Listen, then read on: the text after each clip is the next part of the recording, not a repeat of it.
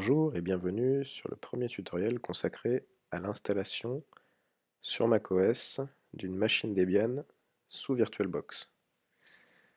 Alors, donc les prérequis, ce sera d'avoir le logiciel VirtualBox d'installer, de télécharger Debian, la NetInstall, la Debian 7.8, avoir une connexion Internet d'activer. Pour les étapes, on va créer la configuration, on va dérouler l'installation et puis on va essayer d'accéder à la station. Alors, le logiciel VirtualBox. Donc si vous avez un petit souci, vous allez sur virtualbox.org, vous allez dans la partie documentation, et là vous aurez ici, par exemple, la version sur Mac qui nous intéresse. En ce qui concerne donc Debian, pareil, vous allez sur le site Debian, vous allez sur Obtenir Debian, télécharger une image d'installation réduite, ici. Et une fois que c'est fait, vous allez prendre la version, alors ce qui me concerne, ça va être AMD64.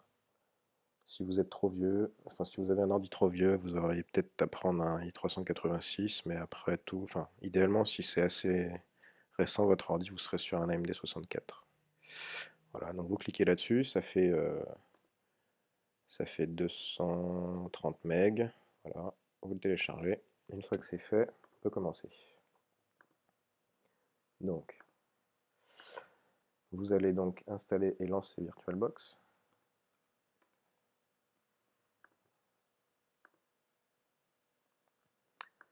Une fois qu'il est lancé, on vérifie bien qu'on est sur la même version, 4.3.22. Vous allez créer une nouvelle configuration et c'est parti. Donc il ne faut pas qu'elle s'appelle pareil, sinon ça va poser problème. Donc on va l'appeler deb64. Donc voilà, il trouve tout de suite.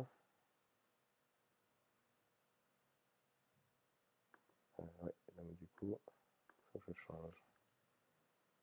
deb64. Alors ici, en termes de RAM sur la machine, si vous avez un peu plus de RAM, vous pouvez mettre 1024. C'est toujours bien. En ce qui concerne le disque dur, donc on va créer un disque dur de façon dynamique. On va le créer comme ceci. On va utiliser une image virtuelle, une image disque VirtualBox. Et on va la louer dynamiquement, voilà, c'est ça. On va l'appeler exactement pareil que la station. Et on va créer la configuration. Une fois que la configuration elle est créée, vous allez dans Configuration. Et là, on a des petites choses à toucher, comme dans le système, on peut enlever la disquette. En termes de processeur ici, on peut en mettre 2 et on peut les laisser à 60.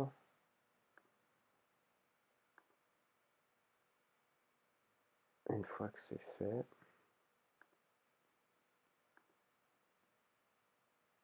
on va aller sur l'affichage, on va mettre 64 mégas de mémoire. Le stockage, on ne va pas y toucher. Tout ça, on n'y touche pas. Le câble réseau, il est branché. Voilà, on est bien. Alors, on va lancer donc maintenant la machine Debian. C'est parti, on va la démarrer.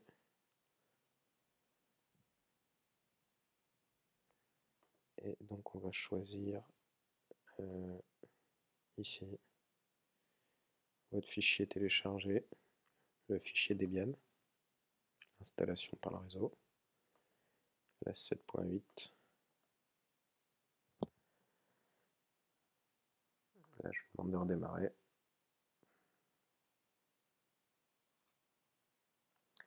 Donc c'est parti. On va faire une install graphique. Donc ça peut prendre un petit peu de temps, c'est normal. C'est une machine virtuelle. Donc voilà, ça va charger.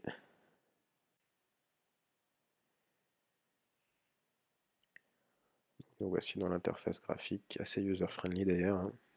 Donc on va sélectionner le langage. Bon, vous faites à vos goûts, hein. Moi je fais aussi au mien. Clavier français classique. Donc là il analyse le CD. Alors c'est là que cette étape-là, elle est importante à faire de façon connectée sur Internet, puisque il va avoir besoin à un moment de checker des listes, d'aller vérifier les packages et de vous proposer d'en télécharger d'autres.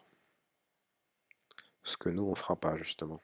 C'est pour ça qu'on prend une NetInstall très faible en taille pour faire un système très léger. Donc bah ça, cette étape-là va dépendre un petit peu de la rapidité de votre ordi. Et vu que c'est une VM, bah voilà, ça reste une VM. Donc il va détecter le réseau. On va rester donc sur un truc classique. Le domaine, on n'en met pas. En fonction de votre configuration, vous en mettez un si vous avez à le faire. Alors le mot de passe route, bon bah c'est pareil, il faut en définir un. Donc vous faites ce que vous voulez, mais vous pouvez en mettre un compliqué, c'est pas plus mal.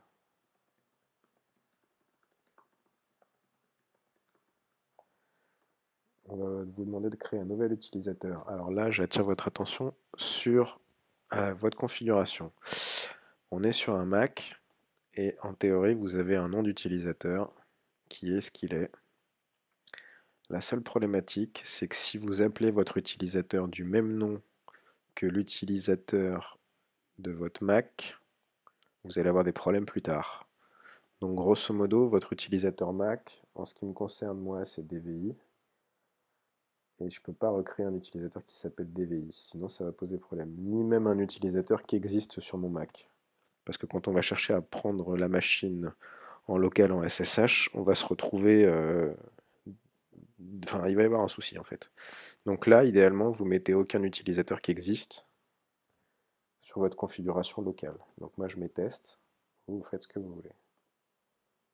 Le nom du compte, c'est test. Et le passe, bah, vous faites pareil. Créez un mot de passe que vous voulez. Et vous cliquez sur continuer.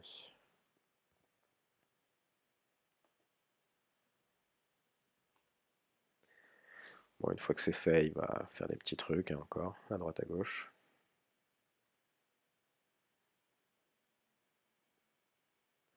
La partie des disques, donc on va rester encore une fois sur une configuration très classique. Donc assistant, utiliser le disque entier, on va pas le chiffrer. On va prendre notre disque donc qui est détecté, le disque de 8 Go qu'on a créé au début. On fait continuer. Donc dans une seule partition, on est des débutants. Et là, bah, il va faire sa petite vie. Donc pour appliquer les changements, on fait terminer, on laisse comme ça et on fait continuer. Puis au cas où vous ne soyez pas sûr d'appliquer les changements, il vous le redemande, faut-il appliquer les changements sur le disque? On lui dit oui et on fait continuer.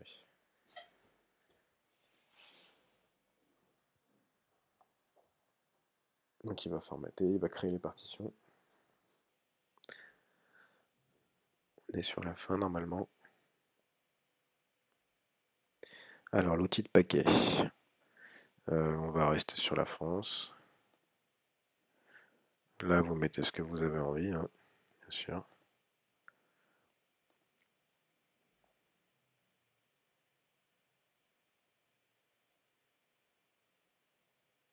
Donc c'est là qu'il récupère au niveau réseau, là on voit que ça télécharge un peu.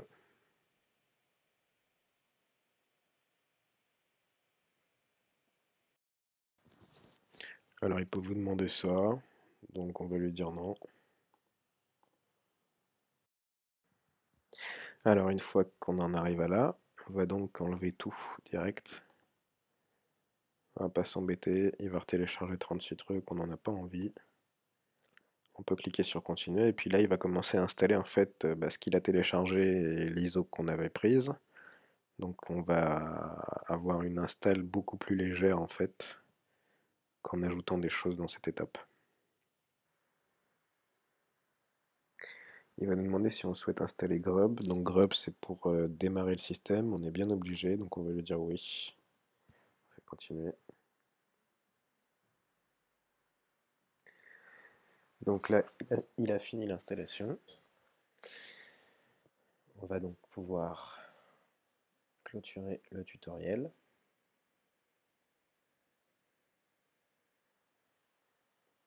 Voilà, installation terminée. Donc on peut cliquer sur continuer.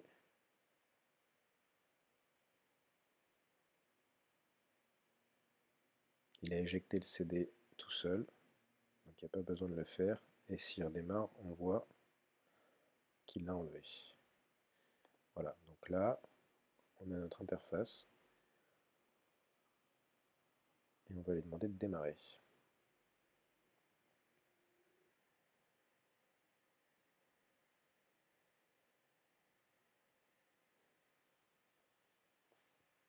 Voilà, on a notre login. Donc je vous rappelle, on a deux utilisateurs. On a le root, celui dont on évite de se servir, et celui que vous avez créé avec votre nom d'utilisateur à vous, qui doit être différent donc de votre station Mac. Donc ça a l'air d'être fonctionnel.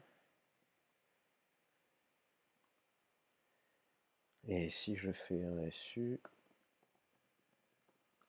voilà, donc on a bien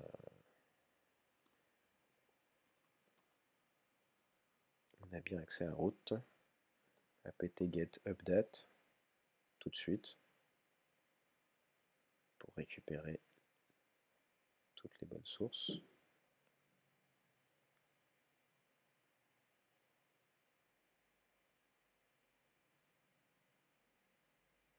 Bon, ça c'est pareil, hein, ça dépend de la vitesse d'exécution de votre ordinateur, de votre ligne internet, etc. Une fois qu'on a fait un update, on fait un upgrade. Et il n'y a rien à faire, donc c'est parfait. Donc je peux quitter route et je peux quitter test. Voilà. Et bien c'est la fin de ce tutoriel. Donc on a bien, pour résumer la situation, on a bien créé notre configuration, on a déroulé l'installation, on a accès à notre machine.